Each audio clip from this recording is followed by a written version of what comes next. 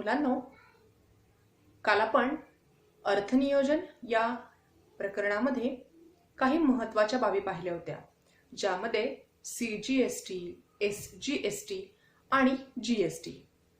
तर यावर आधारित काही उदाहरणं आहेत जी तुमच्या सराव संच 4.1 मध्ये आहेत. तर ही उदाहरणं आपण या ठिकाणी पाहणार आहोत. चला तर मग ही उदाहरणं जी आहेत ती आपण पाहूयात. तर पहिलं जे उदाहरण आहे तर ते पहिलं उदाहरण असं आहे बघा. पावन मेडिकल्स औषधांचा पुरवठा करतात. त्यांच्या दुकानातील काही औषधांवरती GSTचा दर हा 12% आहे. तर तुम्हाला विचारलेला आहे CGST व SGSTचा दर किती असेल. तर बघा मुलांनो, पावन मेडिकलचं एक दुकान आहे औषधांचं आणि त्यांच्या दुकानामध्ये ज्या काही औषधं आहेत, काही ठराविक औषधं आहेत, तर या ठराविक औषधांवरती GSTचा दर किती आकारला जातोय तर 12%. बघा, GST आहे 12%. तर तुम्हाला विचारलेला आहे तर CGST आणि SGST किती असेल. आता बघा लक्षात घ्या, तर CGSTचा जो दर असेल तो या GSTच्या निम्मा असतो, म्हणून आपण त्याला म्हणू शकतो GSTचा दर भागिले 2. मग GSTचा दर आहे 12%, म्हणून 12/2 बरोबर येणारे 6%. म्हणून CGSTचा दर असणार आहे 6%. आता लक्षात घ्या, जेवढा दर CGSTचा असतो तेवढाच दर SGSTचा असतो, म्हणून SGSTचा दर बरोबर सुद्धा आपल्याला काय मिळणार आहे तर तो 6%च मिळणार आहे.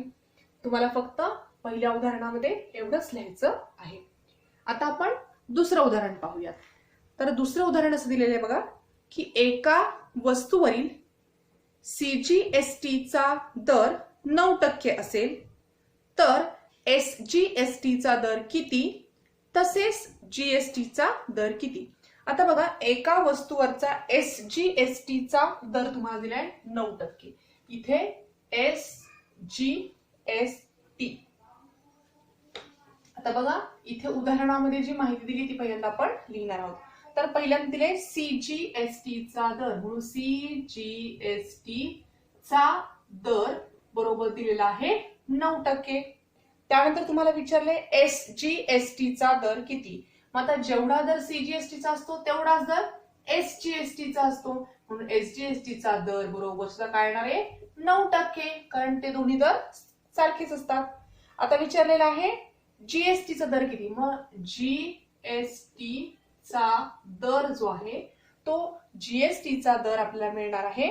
तर या ठिकाणी CGSTचा दर अधिक SGSTचा दर, म्हणून यांची फक्त बेरीज करायची, म्हणजे 9 अधिक 9 येणार आहे 18, म्हणून 18%.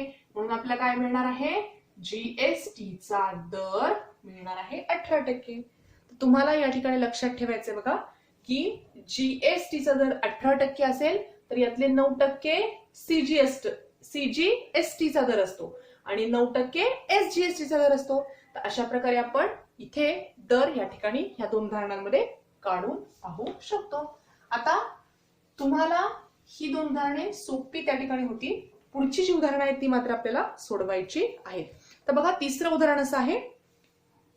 मेसर्स रियल पेंटने प्रत्येकी ₹2800 करपात्र किमतीचे लस्टर पेंटचे 2 डबे विकलेत. त्यावरती GSTचा जो दर आहे तो 28% असल्यास कर बीजकात CGST आणि SGST किती रुपये आकारलेला असेल. आता बघा, इथे मेसर्स रियल पेंट नावाचं एक दुकान आहे.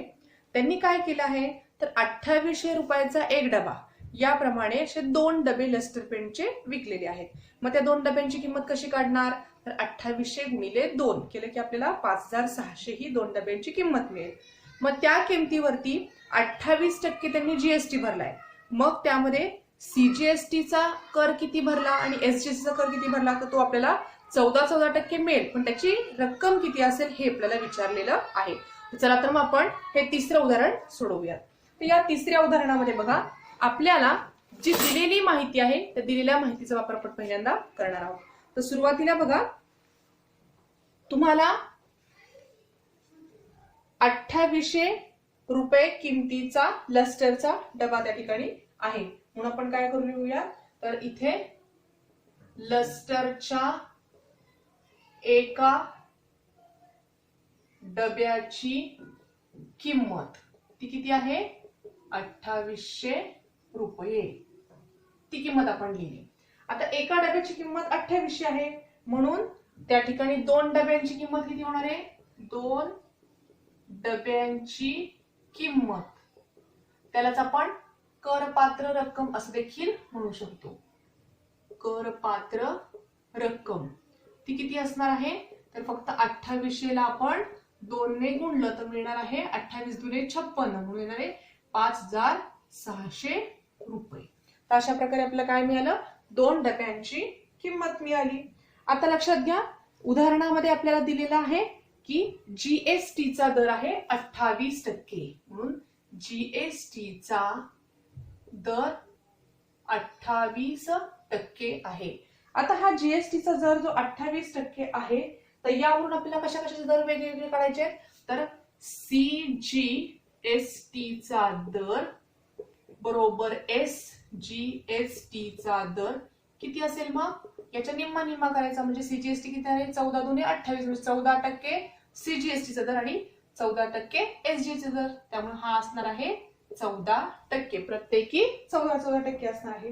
मग आता बघा, आपल्याला या ठिकाणी तुम्हाला शोधायला काय सांगितलंय उदाहरणामध्ये, तर आपल्याला या कर बीजकामध्ये सीजीएसटी आणि एसजीएसटी ची रक्कम विचारलेली आहे.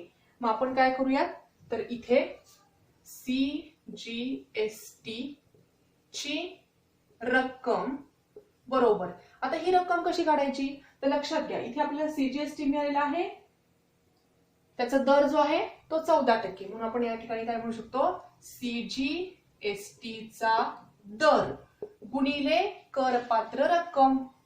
हे सूत्र आहे, लक्षात ठेवा, हे सूत्र आहे या ठिकाणी याची रक्कम काढण्याचं. मग सीजीएसटीचा दर किती आहे, 14%, म्हणजे 14/100 गुणिले करपात्र रक्कम किती आहे, 5600. या ठिकाणी फक्त आपल्याला हे सोडवायचं आहे. मग अशा प्रकारे बघा, इथे हे 2 शून्य जर आपण कॅन्सल केली, इथे 2 शून्य कॅन्सल केली, म्हणजेच काय आहे 14 गुणिले 56. या ठिकाणी 14 आणि 56चा गुणाकार जर आपण केला तर आपला उत्तर मिळणार आहे 784. तर अशा प्रकारे 784 रुपये येणार आहेत, कारण आपण ती रक्कम शोधते, मग रक्कम नेहमी रुपयांमध्ये असते. म्हणून आपल्याला सीजीएसटी ची रक्कम मिळणार आहे 784 रुपये.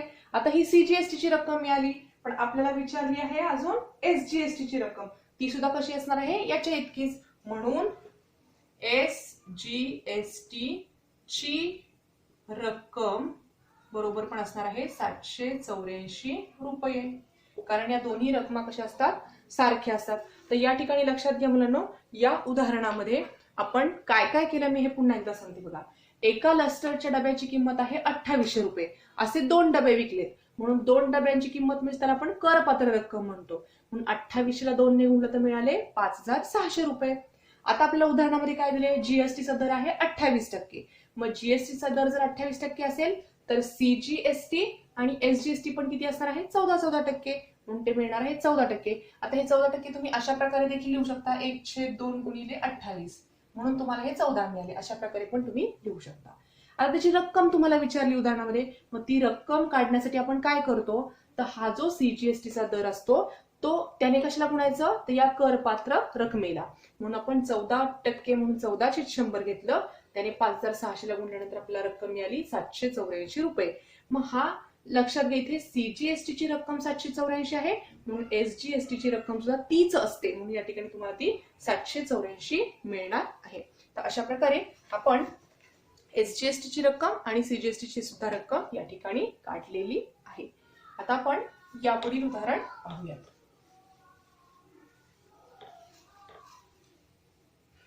तर बघा उदाहरण क्रमांक 4 जे आहे, तर उदाहरण क्रमांक 4 मध्ये काय माहिती दिली ती पहिल्यांदा आपण पाहणार आहोत. बघा, एका रिस्ट वॉच बेल्टची करपात्र किंमत, म्हणजे एक हातात घालण्याचं जे घड्याळ आहे त्याला आपण रिस्ट वॉच म्हणतो. या रिस्ट वॉचच्या बेल्टची किंमत तुम्हाला दिलेली आहे 586 रुपये. त्याचा जीएसटीचा दर आहे 18%. तर ग्राहकाला तो बेल्ट किती रुपयांना मिळालेला असेल. बघा, त्या बेल्टची किंमत आहे 586 रुपये आणि त्यावरती किती जीएसटी आकारलाय, तर 18% जीएसटी आकारलाय. मग या ठिकाणी ग्राहकाला द्यावी लागणारी रक्कम 586 पेक्षा नक्कीच जास्त असणार आहे. ती रक्कम किती हे आपल्याला या ठिकाणी शोधायचं आहे. तर चला तर मग आपण हे उदाहरण सोडवण्यासाठी पहिल्यांदा जी माहिती दिलेली आहे ती पहिल्यांदा आपण लिहिणार आहोत. तर बघा, उदाहरणामध्ये काय दिलेलं आहे, तर या ठिकाणी आपल्याला जीएसटीचा जो दर आहे तो 18% दिला आहे. म्हणून जीएसटी चा दर बरोबर 18% हा दिलेला आहे. त्यानंतर जीएसटी सहित, लक्षात घ्या, जीएसटी सहित आपल्याला बेल्टची किंमत काढायची आहे. बेल्टची किंमत, पण ती कशी काढणार, तर लक्षात घ्या, जीएसटी सहित जर बेल्टची किंमत काढायची असेल तर ती जीएसटी सहित बेल्टची किंमत काढण्यासाठी आपल्याला या ठिकाणी काय करावं लागणार, लक्षात घ्या. आता सुरुवातीला बघा, इथे आपल्याला जीएसटी सहित बेल्टची किंमत आपल्याला काढायची आहे. तर दिलेली जी माहिती आहे ती करपात्र किंमत, त्या बेल्टची करपात्र किंमत, बेल्टची करपात्र किंमत तुम्हाला दिलेली आहे ती आहे 586 रुपये. ती पहिल्यांदा आपण लिहिली. मग आता आपल्याला ती करपात्र किंमत आणि त्यावरचा 18% जीएसटी याची किंमत काढायची, म्हणजे कशाची किंमत काढायची, तर जीएसटी सहित बेल्टची किंमत आपल्याला शोधायची आहे. मग त्यासाठी आपण काय करणार आहोत, तर इथे जीएसटी सहित बेल्टची किंमत ती कशी काढणार, तर लक्षात घ्या, जीएसटीचा दर, म्हणून जीएसटीचा दर गुणिले बेल्टची करपात्र किंमत. मग या ठिकाणी जीएसटीचा दर किती आहे, 18%, म्हणजेच तो येणार आहे 18/100 गुणिले बेल्टची किंमत आहे 586, इथे येणार आहे 586. आता इथे थोडंसं तुम्हाला भाग द्यावा लागणार आहे आणि भाग दिल्यानंतर तर मी इथे उत्तर तुम्हाला डायरेक्टली लिहिते. हा गुणाकार आणि संक्षिप्त रूप द्यायचं तुम्ही आहे. तर इथे बघा, थोडंसं 92 18, इथे 2 5 10 50 या ठिकाणी 50 या संख्येला पूर्ण भाग जात नाही. तुम्ही 9 आणि त्या संख्येचा गुणाकार करून 50 ने जर भाग दिला तर उत्तर तुम्हाला या ठिकाणी मिळणार आहे. मी उत्तर फक्त लिहिते बघा, इथे 105.48. हे दशांश चिन्हामध्ये उत्तर मिळणार आहे, म्हणजे त्या बेल्टची किंमत 105.48 रुपये असणार आहे. आता बघा, इथे आपल्याला काय मिळालं आहे, तर या ठिकाणी जीएसटी सहित बेल्टची किंमत म्हणजे या रकमेवरचा जीएसटी फक्त आपल्याला मिळालेला आहे. आपल्याला या उदाहरणामध्ये काय शोधायचं आहे, तर त्या ग्राहकाला तो बेल्ट किती रुपयांना मिळाला हे आपल्याला शोधायचं आहे. म्हणून ग्राहकाला द्यावी लागणारी रक्कम ती कशी काढणार, मग तर आता मूळ रक्कम किती आहे 586, म्हणजे तर आपण म्हणूयात करपात्र किंमत. करपात्र किंमत अधिक आता आपल्याला मिळालेली जीएसटी ची रक्कम. मग या ठिकाणी बघा, करपात्र किंमत किती आहे 586 अधिक ही 105.48. तर याची फक्त आपण बेरीज करणार आहोत. तर ही बेरीज केल्यानंतर आपल्याला मिळेल बघा, इथे दशांश चिन्हाच्या पुढे कोणती संख्या नाही, म्हणून इथे दशांश चिन्हाच्या पुढे 48 तसेच येणार आहेत. 6 आणि 5 11, हातचाला 1 8 आणि 1 9 आणि 5 आणि 1 6, म्हणजे 691.48 रुपये. म्हणजे ग्राहकाला तो बेल्ट किती रुपयांना घ्यावा लागणार आहे, तर 691.48 रुपयांना तो बेल्ट खरेदी करावा लागणार आहे. आता बघा, जेव्हा एखादा दुकानदार एखादी वस्तू विकतो, मग या ठिकाणी आपण बेल्ट विकत घेणार आहोत, आपण बेल्ट विकत घेतोय, दुकानदारांकडे जी किंमत आहे त्या बेल्टची किती आहे 586 रुपये. त्यावर आपण 18% जीएसटी भरणार आहोत. मग या रकमेवर जर 18% जीएसटी असेल तर मग 18च्या 100ने जर आपण त्या 586ला गुणलं तर ही जी रक्कम मिळते ती कशाची रक्कम आहे, तर ही करपात्र रक्कम आहे. आणि मग आपल्याला जी द्यावी लागणारी रक्कम आहे ती कशी शोधतात, तर मूळ रक्कम अधिक त्यावर लागलेला जीएसटी किंवा सीजीएसटी आपण म्हणू शकतो इथे. तर मग जीएसटीची रक्कम या ठिकाणी येते 105.48. त्यांची फक्त बेरीज केली तर जी किंमत आपल्याला मिळते म्हणजेच ग्राहकाला 691.48 रुपये त्या दुकानदाराला द्यावे लागणार आहेत. तर लक्षात ठेवा मुलांनो, या संपूर्ण प्रकरणामध्ये सीजीएसटी, एसजीएसटी आणि जीएसटी या तीनच संकल्पना समजणं महत्वाचं आहे. त्यावर आधारितच सर्व उदाहरणे तुमच्या पाठ्यपुस्तकामध्ये आहेत. तर आता आपण यापुढे एक उदाहरण पाहणार आहोत की तुमच्या सराव संचामधील उदाहरण क्रमांक आहे 5. तर 5व्या उदाहरणामध्ये काय माहिती दिली ती बघूयात. तर खेळण्यातील एका रिमोट कंट्रोल कारची जीएसटी करासह एकूण किंमत आहे 1770 रुपये. जीएसटीचा दर आहे 18%. तर त्या कारची करपात्र किंमत किती आणि त्यावरती सीजीएसटी आणि एसजीएसटी याचं गणन तुम्हाला करायला सांगितलेलं आहे. बघा, एका रिमोट कंट्रोल कारची जी किंमत आहे ती करांसहित म्हणजे जीएसटी सहित तुम्हाला दिलेली आहे 1770 रुपये. तर त्यावरती 18% जीएसटी आकारलेला आहे. मग तुम्हाला विचारले मग त्या वस्तूची करपात्र किंमत किती होती, त्याचप्रमाणे सीजीएसटी किती होता आणि एसजीएसटीची रक्कम किती होती हे आपल्याला शोधायला सांगितलेलं आहे. मग आता हे उदाहरण सोडवण्यासाठी आपण जी दिलेली माहिती आहे त्याचा वापर पहिल्यांदा करणार आहोत. मग या ठिकाणी बघा उदाहरणामध्ये काय आहे, तर एक रिमोट कंट्रोलची कार आहे आणि ती करासहित तिची रक्कम दिलेली आहे 1700 रुपये. आता आपल्याला इथे काय शोधायचं, पहिल्यांदा कारची करपात्र किंमत, मग ती आपल्याला एक्स मानावी लागेल. म्हणून कारची करपात्र किंमत एक्स मान. आता लक्षात घ्या, जर कारची करपात्र किंमत आपण एक्स मानली तर त्या किमतीवरती आपण किती टक्के जीएसटी भरलाय, तर त्यावरती आपण 18% जीएसटी भरला आहे. बघा, या ठिकाणी कारची किंमत करपात्र किंमत आपण एक्स मानली आणि त्या रकमेवरती आपण 18% जीएसटी भरलेला आहे. मग तो जीएसटीची जर रक्कम काढायची असेल तर मग काय येणार, तर जीएसटी बरोबर लक्षात ठेवा करपात्र किंमत आहे एक्स आणि त्यावरती किती टक्के जीएसटी आहे, 18%. म्हणून इथे येणार आहे 18/100. मग या ठिकाणी आपण जर भाग दिला तर इथे येणार आहे 9218, इथे येणार आहे 50. म्हणजे काय येणार आहे, इथे खाली इथे मी, म्हणून जीएसटी बरोबर मिळणार आहे 9, इथला एक्स म्हणजे 9x/50. ही काय झाली, जीएसटीची रक्कम झाली. आता लक्षात घ्या, ही जीएसटीची रक्कम याला आपण इथे रुपये म्हणू शकतो अगोदर. बघा, मूळ किंमत आहे एक्स, त्यावरती जीएसटी रक्कम मिळाली 9x/50. म्हणून आपण एकूण रक्कम बरोबर कशी लिहू शकतो, तर एकूण रक्कम बरोबर करपात्र किंमत आणि अधिक जीएसटीची रक्कम. आपण मगाशीच पाहिलं होतं की मूळ रकमेमध्ये आपण जीएसटीची किंमत मिळवतो. म्हणून करपात्र किंमत आहे एक्स अधिक जीएसटी किंमत मिळाली आहे 9x/50. आता लक्षात घ्या, या उदाहरणामध्ये आपल्याला संपूर्ण किंमत म्हणजे त्या कारची जीएसटीच्या करासहित एकूण रक्कम आपल्याला दिलेली आहे, ती आहे 1700 रुपये. म्हणून आपण इथे लिहू शकतो, परंतु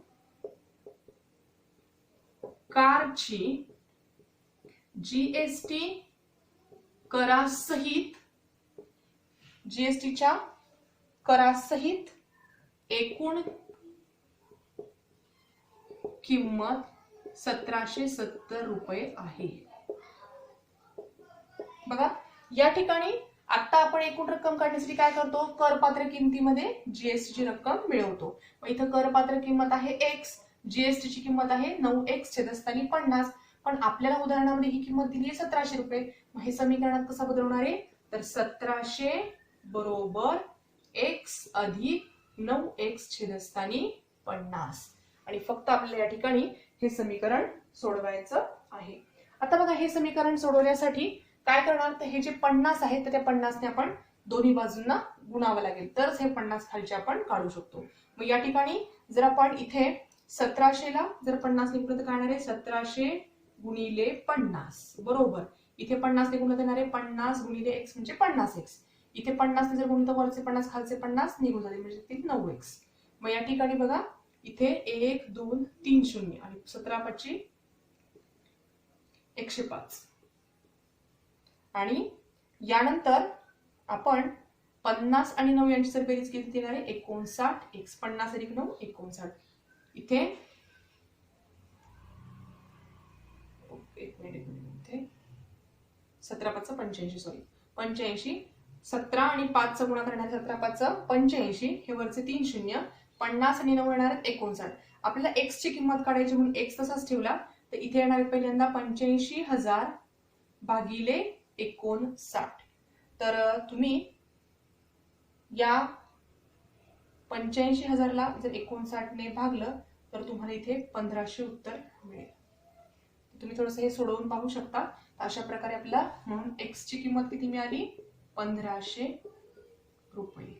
आता ही x ची किंमत मिळाली म्हणजे काय मिळाली आपल्याला तर त्या कारची करपात्र किंमत आपल्याला मिळाली आहे x.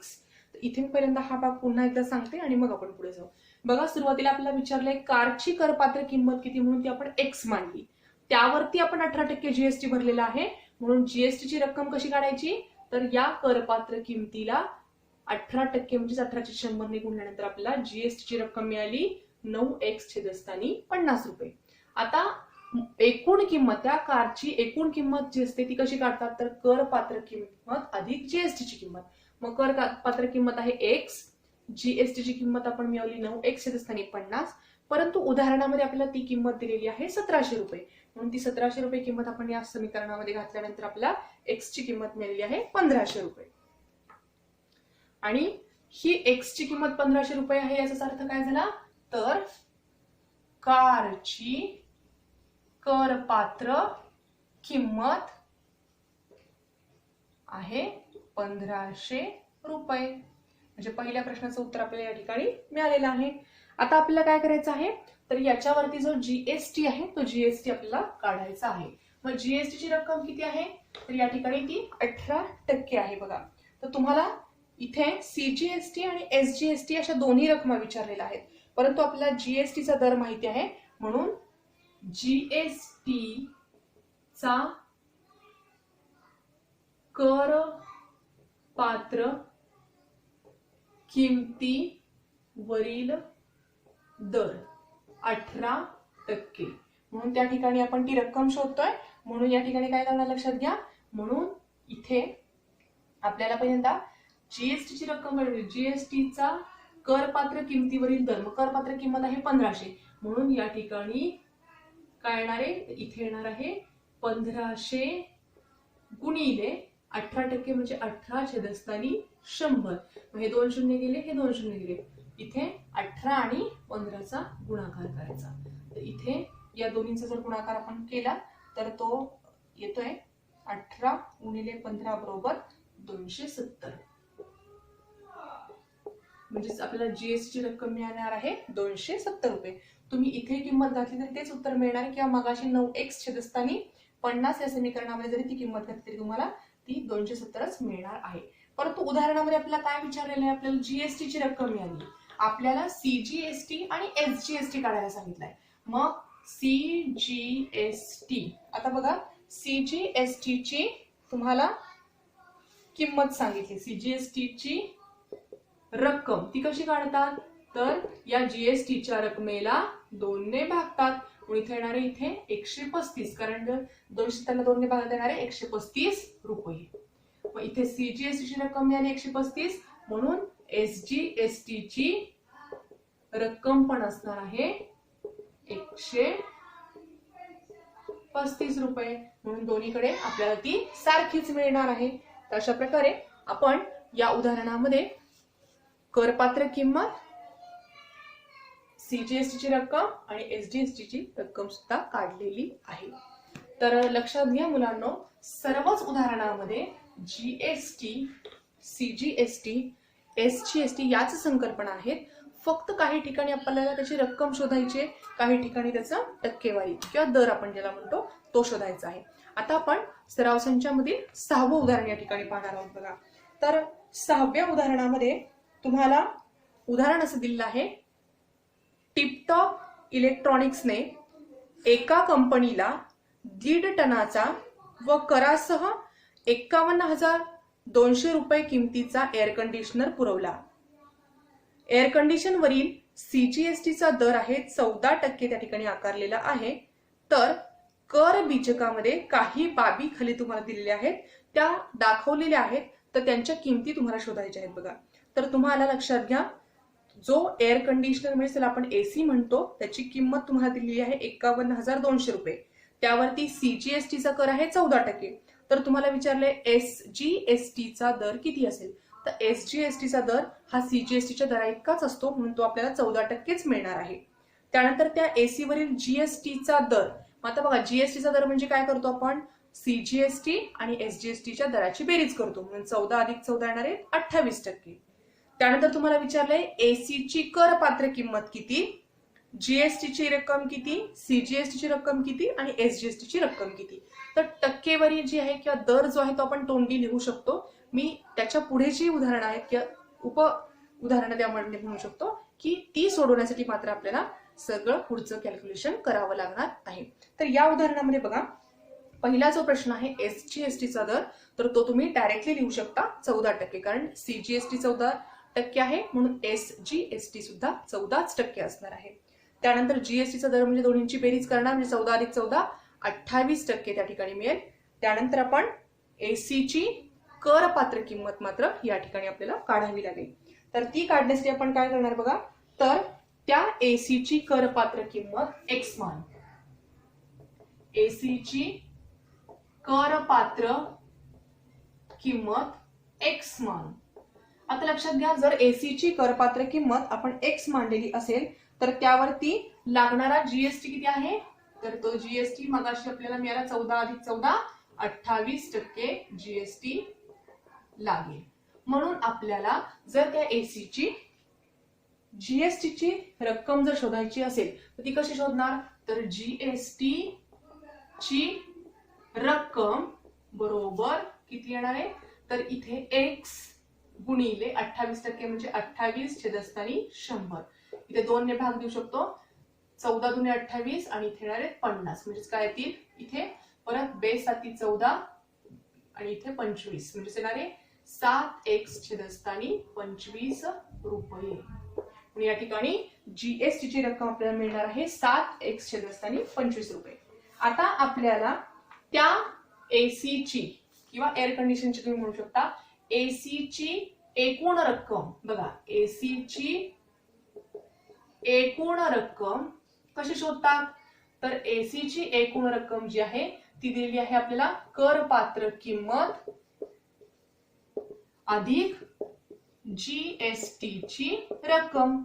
मग या ठिकाणी लक्षात घ्या, करपात्र किंमत आहे एक्स, जीएसटी आहे आता इथे रक्कम मिळालेली आहे 7x/25, म्हणून ती लिहिणार आहोत 7x/25. परंतु तुम्हाला उदाहरणामध्ये त्या एसीची एकूण रक्कम करासहित दिलेली आहे, ती आहे 51,200, म्हणून मी ती किंमत इथं 51,200 या ठिकाणी लिहितीये. मग आता तुम्हाला काय करायचंय, फक्त तर हे सोडवायचं आहे. आता हे सोडवण्यासाठी पहिल्यांदा काय करावं लागेल, आपला हे छेदस्थानचे 25 काढून टाकायचे, म्हणून दोन्ही बाजूने आपण 25 ने गुणणार आहोत, म्हणजे 51,200 गुणिले 25 बरोबर इथे जर 25 ने गुणलं तर येणारे 25x अधिक 25 ला जर इथे 25 वरचे आणि खालचे निघून जातील म्हणजे राहतील 7x. आता इथे 51,200 गुणिले 25, इथे 25 आणि 7 यांची जर बेरीज केली तर येणार आहे 32x. आणि आपल्याला या ठिकाणी काय करायचं आहे, x ची किंमत काढायची आहे, म्हणून x बरोबर काय येणार, तर हे 51,200 गुणिले 25 छेदस्थानी 32.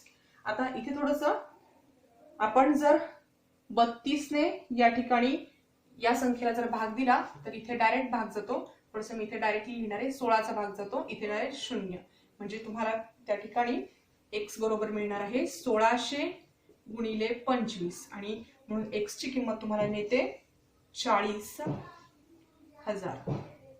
तर अशा प्रकारे x ची किंमत 40,000 आली, म्हणजे तुम्हाला काय मिळालेलं आहे, तर एसी ची करपात्र किंमत 40,000 रुपये. म्हणजे तिसरा उपप्रश्न काय होता, एसी ची करपात्र किंमत किती असेल, तर ती असेल 40,000 रुपये. आता पुढचा प्रश्न तुम्हाला विचारलेला आहे की जीएसटी ची एकूण रक्कम किती.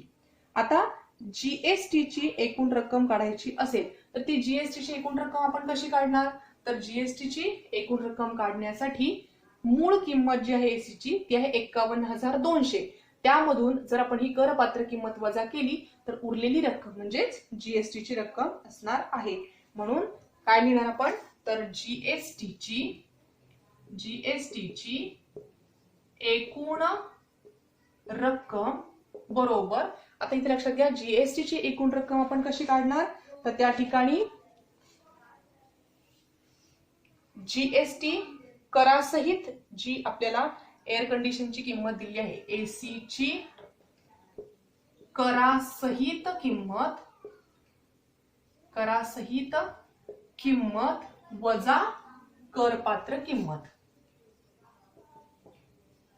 मग या ठिकाणी एसी ची करासहित किंमत किती आहे, 51,200. त्यामधून जर आपण करपात्र किंमत म्हणजे एक्स ची किंमत आताच मिळाली आहे 40,000, ती जर वजा केली तर आपल्याला काय मिळणार आहे, तर जीएसटी ची रक्कम मिळणार आहे. मग त्यांची वजाबाकी केल्यानंतर उत्तर तुम्हाला काय मिळणार आहे, इथे थोडंसं मी डायरेक्टली लिहिते 11,200 रुपये. बघा 51,000 40 गेले तर उरले 11 हे वरचे 200 म्हणजे 11,200 रुपये. आता ही झाली जीएसटी ची एकूण रक्कम. तुम्हाला पुढे प्रश्न विचारले सीजीएसटी ची रक्कम किती असेल. मग सीजीएसटी ची रक्कम ही कशी काढणार, तर फक्त या किमतीला 2 ने भागायचं म्हणजेच जीएसटी ची रक्कम भागिले 2. मग जीएसटी ची रक्कम आहे 11,200, याला जर 2 ने भागलं तर उत्तर येणार आहे बघा इथे बे 1 बे, बे 5 10, खाली उरला 1 बेसक 12 म्हणजे 5,600 रुपये. आता इथे बघा सीजीएसटी ची रक्कम आपल्याला मिळालेली आहे 5,600 रुपये. मग तुम्हाला पुढचा प्रश्न विचारलाय एसजीएसटी ची रक्कम किती, तर एसजीएसटी ची रक्कम सुद्धा 5,600 रुपयेच असणार आहे. तर अशा प्रकारे आपण या ठिकाणी हे 6वं उदाहरण पाहिलेलं आहे. आता तुमच्या सराव संचामधील शेवटचं उदाहरण आहे ते आपण या ठिकाणी पाहणार आहोत. उदाहरण क्रमांक 7. या 7व्या उदाहरणामध्ये तुम्हाला जी माहिती दिलेली आहे ती पहिल्यांदा आपण पाहणार आहोत आणि मग उदाहरण कसं सोडवायचं हे हा भाग पाहूया. तर बघा उदाहरण क्रमांक 7 मध्ये तुम्हाला काय माहिती दिलेली आहे, तर प्रसादने महाराष्ट्र इलेक्ट्रॉनिक्स गुड्स मधून 40,000 रुपये छापील किमतीचे वॉशिंग मशीन विकत घेतले. त्यावर दुकानदाराने त्याला 5% सूट दिलेली आहे. जीएसटीचा जो दर आहे तो आहे 28%. तर प्रसादला ते वॉशिंग मशीन किती रुपयांना मिळाले आणि कर बीजकामध्ये सीजीएसटी आणि एसजीएसटी किती रुपये असेल असा प्रश्न विचारलाय. बघा एका इलेक्ट्रॉनिक्सच्या दुकानामधनं प्रसादने काय केले, वॉशिंग मशीन खरेदी केले. किती रुपयांचं, 40,000 रुपयांचं. त्याला दुकानदाराने 5% सूट दिली. त्यानंतर जीएसटीचा दर किती आहे, 28% आहे. तर तुम्हाला विचारलंय की त्या वॉशिंग मशीनची किंमत किती असेल. त्याचप्रमाणे सीजीएसटी ची रक्कम किती आणि एसजीएसटी ची रक्कम किती. तर हे उदाहरण सोडवण्यासाठी पहिल्यांदा जी दिलेली माहिती आहे त्याचा वापर आपण या ठिकाणी करणार आहोत. बघा वॉशिंग मशीनची जी किंमत आहे, तर वॉशिंग मशीनची छापील किंमत आहे बघा, वॉशिंग मशीनची छापील किंमत 40,000 रुपये आहे. 40,000 रुपये आहे आणि या 40,000 रुपयांवरती 5% सूट दिलेली आहे. 5% सूट म्हणून 5% सूट दिली आहे. मग या ठिकाणी या सूटचा विचार करणं आवश्यक आहे. मग 40,000 रुपयांवरती जर 5% सूट असेल तर मग ती सूट कशी काढतात, तर सूट बरोबर ही जी 40,000 रुपये किंमत असेल त्या रकमेवर आपल्याला किती टक्के सूट आहे, 5%. म्हणून काय करायचं, त्या 40,000ला 5% म्हणजेच 5/100 ने जर आपण गुणलं तर जे उत्तर आपल्याला मिळणार ती म्हणजे सूट असलेली रक्कम असणार. हे 2 शून्य गेले, हे 2 शून्य गेले, 5/20 आणि हे वरचे 2 शून्य म्हणजे 2,000 रुपये सूट. म्हणून सूट किती आली, 2,000 रुपये. आता लक्षात घ्या 5% सूट मिळाली म्हणजे 2000 रुपये कमी झाले त्यातले. ठीक आहे, म्हणून त्या वॉशिंग मशीनची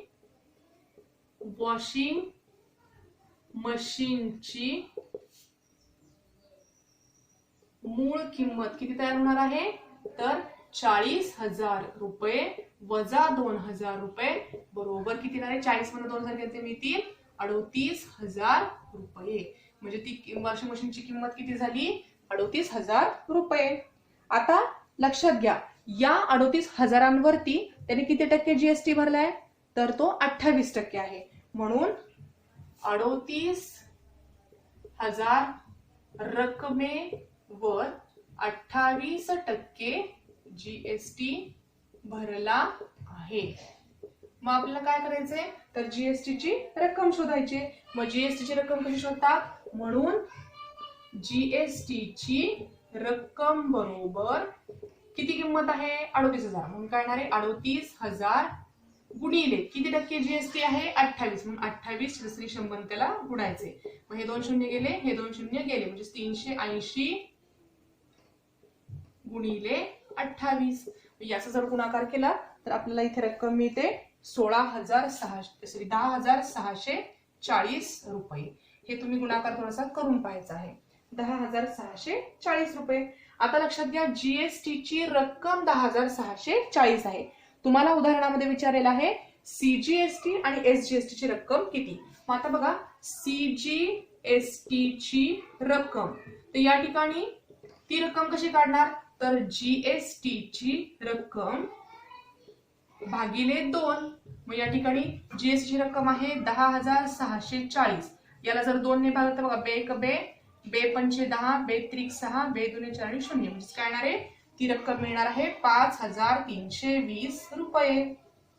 ही झाली सीजीएसटी ची रक्कम. मग ही रक्कम आहे 5,320 रुपये. मग सीजीएसटी ची रक्कम 5,320 आहे म्हटल्यानंतर एसजीएसटी ची रक्कम सुद्धा असणार आहे 5,320 रुपये. तर या ठिकाणी लक्षात घ्या, या उदाहरणामध्ये पण काय काय केलं मुलांनो, तर वॉशिंग मशीनची छापील किंमत तुम्हाला दिलेली आहे 40,000 रुपये. त्यावर 5% आपल्याला सूट मिळाली. सूट मिळाली म्हणजे ती रक्कम कमी होणार आहे. म्हणून त्या रकमेवरची सूट काढताना ती रक्कम गुणिले किती टक्के सूट मिळाली, 5% म्हणून 5/100. मग अशा प्रकारे ती सूट मिळाली 2,000 रुपये. मग त्या वस्तूची किंमत किती झाली, तर 40,000 मधून आपण 2,000 वजा केले तर मिळणार आहेत 38,000 रुपये. मग ती वॉशिंग मशीनची किंमत किती आली, 38,000 रुपये.